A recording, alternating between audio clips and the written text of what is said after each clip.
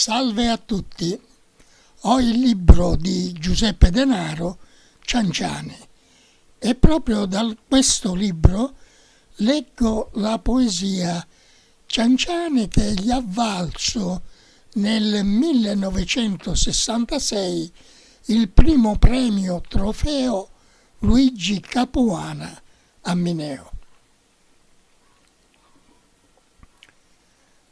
Dallo silenzio di la notte funna sento un allegro suono di cianciane, su melodie lontane che svicchiano tra starma moribunna de grande uscizza nunna.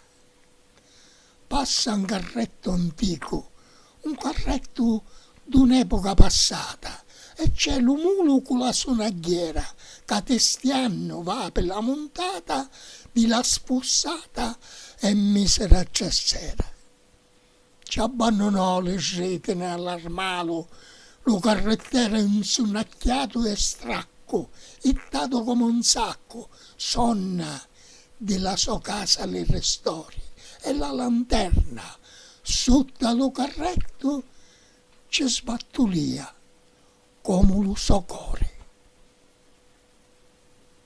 Gesù carretta ancora per lo mondo, cavano per le monti e le vagliuna, Gesù cianciana ancora, Gesù cavalli e muli sbendurati da st'epoca di razzi e di mutura, e lo carretto avanza, lento lento, per le trazzere, miseri e sciamane, lo zucchero delle sorroti, io sento le zoccole ferrate dell'armale che sono le note d'accompagnamento alla canzone delle sue cianciane.